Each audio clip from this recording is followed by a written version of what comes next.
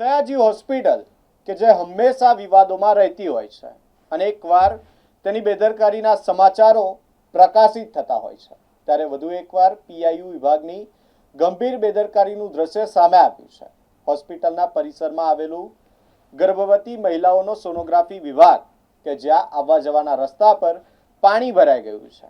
આવી પરિસ્થિતિમાં કોઈ મહિલાનો પગ લપસે તો તેનું જવાબદાર કોણ? આ મહિલાઓના પગ લપસે તેવી પરિસ્થિતિ સર્જાઈ છે ત્યારે અનેક સવાલો ઊભા થઈ રહ્યા છે। વડોદરા શહેરમાં આવેલી મધ્ય ગુજરાતની સૌથી મોટી સયાજી હોસ્પિટલની ઘોર બેદરકારીનો વધુ એક કિસ્સો પ્રકાશમાં આવ્યો છે। સયાજી હોસ્પિટલના પ્રાંગણમાં આવેલ ગર્ભવતી મહિલાઓના સોનોગ્રાફી વિભાગમાં આવવા જવાના રસ્તા પર નજીવા વરસાદમાં જ પાણી ભરાઈ ગયા છે ત્યારે આવા ગર્ભવતી મહિલાઓ પાણીની વચ્ચે મૂકેલા પથ્થરના ટુકડાઓ પરથી પસાર થવા મજબૂર બની છે।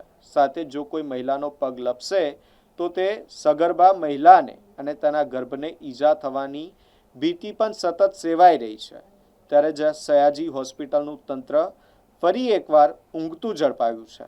આ રસ્તા પર ગટર આવેલી છે જેમાં પાણીનો યોગ્ય નિકાલ થવો જોઈએ પરંતુ કદાચ ગટર ભરાઈ ગઈ હોય જેના કારણે આ પાણી ઉતરી રહ્યું નથી અને પાણીના કારણે લોકોને હાલાકી વેઠવાનો વારો આવ્યો છે। જે રીતના દ્રશ્યો આ વિભાગમાં સર્જાયા છે ત્યારે જો કોઈ ગર્ભવતી મહિલાનો પગ લપસશે અને ગર્ભવતી મહિલા કે ગર્ભમાં રહેલા બાળકને કોઈ ઈજા થાય તો તેનું જવાબદાર કોણ? એક મોટો પ્રશ્ન સર્જાયો છે।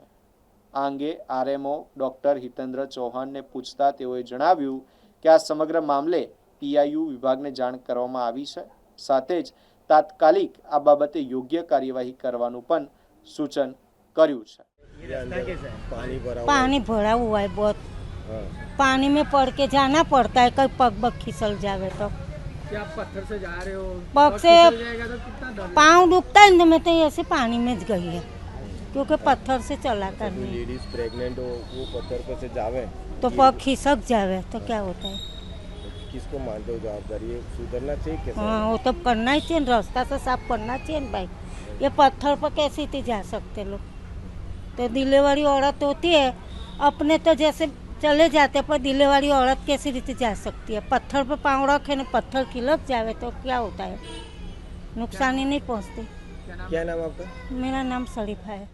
ગઈકાલે જે વરસાદ પડ્યો તથા જે અમારી હોસ્પિટલમાં કન્સ્ટ્રક્શન ચાલુ છે એના સંદર્ભમાં આ સોનોગ્રાફી રૂમની આસપાસ પાણીનો થોડો ભરાવો જણાઈ આવેલો પરંતુ દર્દીને કોઈપણ જાતની તકલીફ ન પડે એ માટે અમારા સ્ટાફ દ્વારા પૂરતી વ્યવસ્થા ત્યાં કરવામાં આવેલી છે અને આ પાણીનો ભરાવોને દૂર થાય અને ગટરમાં એનું પાણી યોગ્ય રીતે તરત વહી જાય એ માટે અમે તાત્કાલિક પીઆઈયુને પણ આની જાણ કરી દીધેલી છે અને પીઆઈયુ દ્વારા આ કામગીરી ઝડપથી થાય એવું તાકીદ કરવામાં આવી છે। હું સમજું છું કે થોડું તકલીફ છે પણ આ માટે અમે પીઆઈયુને અર્જન્ટ સૂચના પણ આપી છે અને એનું તાત્કાલિક નિરાકરણ આવે એની સૂચના આપી છે।